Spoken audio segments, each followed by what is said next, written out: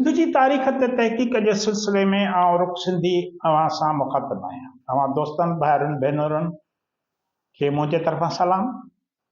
अॼु बि पाण इन ते ॻाल्हाईंदासीं त सिंध ते हमलियावर अरगूननि सां हितां जे माण्हुनि कहिड़े नमूने सां मुक़ाबिला कया, कीअं उन्हनि ख़िलाफ़ गोरीला वेड़ विड़ी, खेनि शिकस्तूं ॾिनियूं। असल में छा त सिंध जे माण्हुनि कॾहिं बि कंहिंजी ग़ुलामी क़बूल न कई आहे। हू उन ख़िलाफ़ विड़िया आहिनि। हुननि ग़ुलामीअ ते ख़ामोशी इख़्तियार न कई आहे, पर पंहिंजे तरीक़े सां पंहिंजे वित वसार ॿाहिरां आयल धाड़ेलनि, दहशतगर्दनि ऐं फोरू हाकमनि ख़िलाफ़ हुननि जंग जारी रखी आहे। अॼु हिकु अहिड़े किरदार बाबति ॻाल्हाईंदासीं जंहिं अरगूननि जे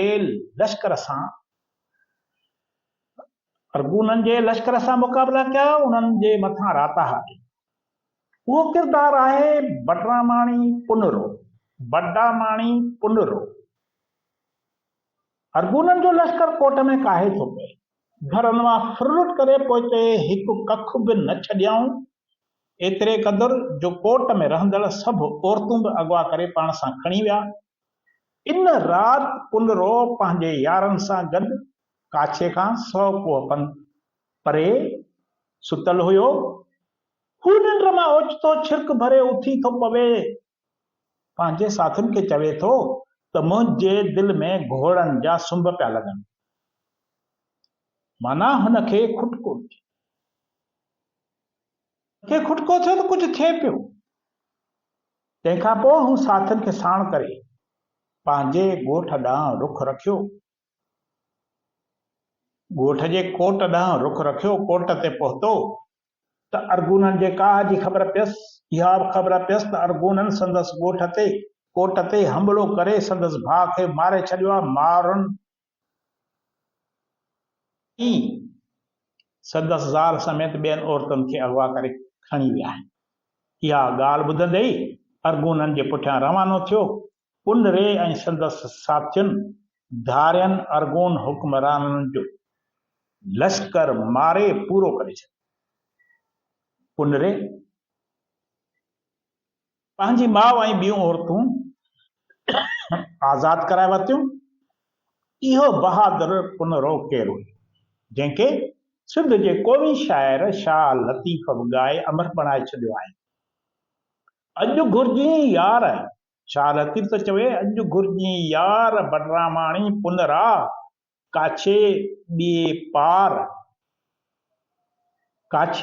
पार अचे वेरने वेढ़िया। माना काछे जे ॿिन्ही पारनि ते वेरन हमलो कयो आहे। तूं काथे मुंहिंजा यार बडरामाणी पुनरा। समन जे आख़िरी दौर में सिंध ऐं कच्छ जे सरहद वटि पुनरो नाले हिकु सूर सरदार रहंदो हो। हू जंहिं इलाइक़े में रहंदो हो उनजो नालो बडराम। के चवनि था त पुनरो ज़ात जो बडराम हो, तंहिं करे बडरामाणी पुनरो जे नाले सां मशहूरु हो। संदसि साथी बि वॾा सूरिया हुआ।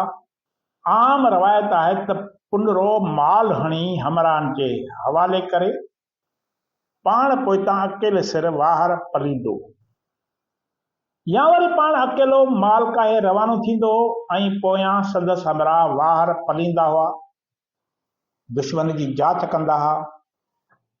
पुनरे कॾहिं बि हार कान खाधी हुई। हू सदाईं सोभारो थी मोटंदो हो। पुनरे जो टोलो हुननि जा जंगी जोधा हुया।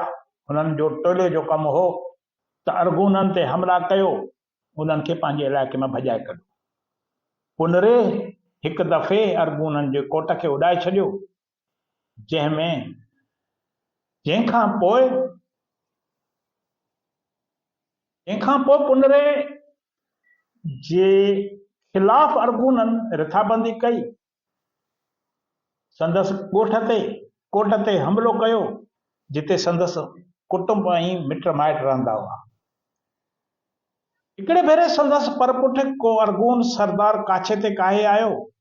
पुनरो उन वक़्तु पंहिंजे सभिनी साथियुनि सां गॾु कंहिं परे वारे इलाइक़े में मौजूदु हो। चवनि था त किन पालारियुनि अर्गुननि जी सूंहप कई हुई। राति जे वॻड़े में अर्गुननि अची पुनर जे कोट खे घेरो कयो हो। पुनर जे कुड़ब जूं के ज़ालूं कोट ते चढ़ियूं, जिन दुश्मन जे लश्कर खे ॾिसी पंहिंजे मर्दनि खे ॼाण ॾिनी। उन वक़्तु कोट में रुगो पीर मर्द हुया। पुनरे जा पीर मर्द, कोठ में रुगो पीर मर्द हुआ ऐं जवाननि में फ़क़ति पुनर जो हिकिड़ो भाउ मौजूदु हो। हीउ जवान तलवार सबाहे कोट जे दरवाज़े अंदरां थी बीठो। अर्गुननि जा माण्हू दरवाज़े मां जीअं ई कोट में अंदरि घिड़िया थे, हू तिन खे क़त्ल कंदो वियो। तॾहिं अर्गुननि पंहिंजो समूरो ज़ोर कोट जी भित टोड़ण ते लॻायो ऐं आख़िरकार कोट जी हिकु बाही भञी अंदरि काहे पिया।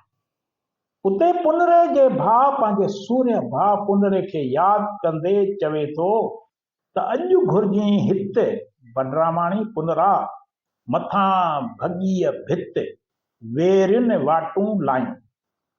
माना ओ पुनरा काथे आई, उन वेरियुनि असांजे कोट जी भित भञी छॾी आहे ऐं अंदरि घिड़ी पिया। पर पुनरो हो सो परे हो, सो कीअं थो भाउ जो सॾु ॿुधे। नेठि दुश्मन अची सिर ते कड़कनि, तॾहिं तलवार खणी कटक में काहे पियो। मुक़ाबिलो कंदे शहीद थी वियो, पर पछाड़ीअ ताईं पंहिंजे भाउ खे सॾींदो रहियो त अॼु घुर्जी यार बडरामाणी पुनरा, काछे ॿिए पार अची वेरियुनि वेड़िया। अर्गुननि जो लश्कर कोट में काहे पियो ऐं फुरट कई, हिकु कख बि घरनि में न छॾियाऊं। उन सां गॾु कोट में मौजूदु सभु औरतूं अगवा कयनि। इन्हनि औरतुनि में पुनरे जी सॻी माउ, माटे जी माउ अमलह नाले संदसि भेण ऐं हिकिड़ी सोनारी औरत जंहिं ते पुनरो आशिक़ हो। उन्हनि खे अर्गुन राति जे बदिले में खणी हलिया विया। इन राति पुनरो पंहिंजे यारनि सां गॾु काछे खां 100 कोहनि जे पंध ते सुतल हुयो। ओचितो छिरक भरे उथी वेही रहियो। होॾां पुनरे जूं मावरूं कोट छॾे अवल अर्गुननि जे लश्कर सां हलण लॻियूं। तॾहिं माटे जी माउ आह भरे पुनर खे यादि कयो त पुनरो आधी राति जो छिरक भरे उथी वेही रहियो। चयईं त मुंहिंजे हीअं में दिलि में घोड़नि जा हीअं में सुंभ पिया लॻनि। माना कुझु थियो आहे, कुझु बुरो थियो आहे। तंहिंखां पोइ पुनरो साथियुनि खे साण करे पंहिंजे कोट तरफ़ आयो। कोट ते पहुतो त ॾिठईं त अर्गुननि जे काह में संदसि भाउ शहीद थी वियो आहे। मावरुनि ऐं सोनारीअ खे अर्गुन अगवा करे खणी आया। पुनरो बडराम हलंदे हलंदे हिकिड़े जबल वटि अची पहुतो। अर्गुननि जो लश्कर उन वक़्तु जबल जे हिकु लक मां लॻी रहियो। सॼे ॾींहं जे पंध खां पोइ नेठि अची जबल जे लक वटि पहुतो। लक सोड़ो हो, जंहिं करे लश्कर थोरो थोरो थी उतां उकिरियो पिए। अर्गुननि जे लश्कर जो कुझु हिसो लक मां उकिरी वियो हो। बाक़ी लश्कर पुनरे ऐं संदसि साथियुनि लक में ई पूरो करे छॾियो। हिकिड़ो माण्हू न छॾियो। ख़ुदि अर्गुन सरदार जो पंहिंजे लश्कर जी हिफ़ाज़त लाइ पोयां हुयो, सो बि जीअं लक मां लंघियो त पुनरे खेसि ऐं संदसि घोड़े खे गतर गतर करे छॾियो। पुनरे जूं मारूं ऐं ॿियूं इहे औरतूं जेकी अर्गुन गिरफ़्तार करे साण वठी थे विया, से हिननि जोधनि आज़ाद कराए वरितियूं अर्गुननि जे कब्ज़े मां। पर पोइ जांच कयऊं त अमलह माना पुनरे जी भेण ऐं सोनारी माना पुनरे जी माशूका आहिनि की न। पोइ सम्झां त अमलह ऐं सोनारी अर्गुन लश्कर जे अॻे हिसे में हुयूं, जेको लक उकरी अॻिते हलियो वियो हो। पुनरे पंहिंजे साथियुनि समेत ॾाढी ॻोल्हा कई, पर इहो लश्कर खेनि हथ न आयो। अर्गुन खेसि हथ न आया। आसपास में बि घणा माण्हू मोकिलिया विया, पर पतो न पियो। होॾां वरी अर्गुननि जा माण्हुनि सोनारीअ खे कंहिं ॿिए शहर में मोकिले छॾियो। अमलह खे खणी पंहिंजे शहर में आया, जिते हूअ क़ैद रही। हूअ राति ॾींहुं पंहिंजे भाउ खे यादि कंदी रही। हिकिड़े ॾींहुं इत्फाक़ सां उते काछे जे पासे जेको फ़क़ीर अची निकितो। जंहिं हाल खां वाक़ुफ़ थी यकदम पुनर खे ॿुधायो त तुंहिंजी भेण सोना ऐं तुंहिंजी माशूका किथे किथे क़ैद। तंहिं बैदि पुनरो तयारु थी अकेले सिर पंहिंजी नीलोफरी घोड़ीअ ते चढ़ी रवानो थी वियो। हलंदे हलंदे वञी उन जे शहर में रसियो जिते अरगोननि औरतुनि खे क़ैद कयो। पुछा गछा करे वञी उन जी जाइ हेठां बीठो जिते संदसि भेण क़ैद हुई अमुलह, जंहिं उन वक़्त बि दरीअ खां पे पंहिंजे मुल्क जी वाट ॾिठी। तंहिंजी नज़र जॾहिं भाउ पुनर ते पई त बेइख्तियार लही अची भाउ खे भाकुर पाताईं। अमुलह जे पुठियां बाना बानियूं ऐं पहरेदार डोड़ंदा आया, पर पुनरे भेण खे बाह खां झले यकदम खणी पाण सां गॾु नीलोफरी घोड़ीअ ते ॿेल विहारियो ऐं घोड़ीअ खे अड़ी हयाईं त उॾामी उथी हली ऐं पुनरो सलामतीअ सां अची काछे पहुतो। पुनरे जे मोटी अचण ते सॼे काशे ख़ुशी मल्हाई, पर संदसि दिलि खे अञा आराम न हुयो, छो जो संदसि साह पंहिंजी माशूका सदा सुहिणी सोनारी में हुयो जेका अरगोननि जे क़ैद में हुई, जंहिंजो अञा खेसि पतो न पइजी सघियो हो। ओचितो हिकिड़े ॾींहुं खेसि कंहिं माण्हू हथां सोनारीअ जो न्यापो अची पहुतो त बडरामाणी पुनरा भुलियूं सभु कयाए, ॿियूं त सभु वठी वें, ॻोठी हिकु विसरिया, माना हिकु मां तोखां विसरी ॿियनि सभिनी खे वठी। इहो न्यापो ॿुधी पुनरो उन ई महिल टप ॾेई उथी खड़ो थो थिए ऐं न्यापे आणींदड़ खां पार पद पुछी ॿीहर नीलोफरी घोड़ीअ ते चढ़ी वञी उते रसियो जिते संदसि महबूबा क़ैद हुई। सिपाहियुनि सां वरी वेड़ खाई सोनारीअ खे छॾायईं ऐं खेसि पाण सां गॾु नीलोफरी ते ॿेल खणी अची काछे में पहुतो। उन खां पोइ पुनरे जे हयातीअ में वरी कंहिं बि अरगून खे काछे ते काइण जी हिमत न थी।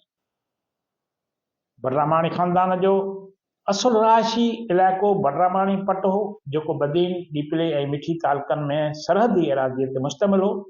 इहो काछे जो हिकु हिसो हो। उतां निकिरण खां पोइ उहे बंगार जे एराज़ी में वञी रहिया, जिते संदन कब्रिस्तान पिणु मौजूदु आहे, जेको बडरामण जो कब्रिस्तान सॾिजे थो।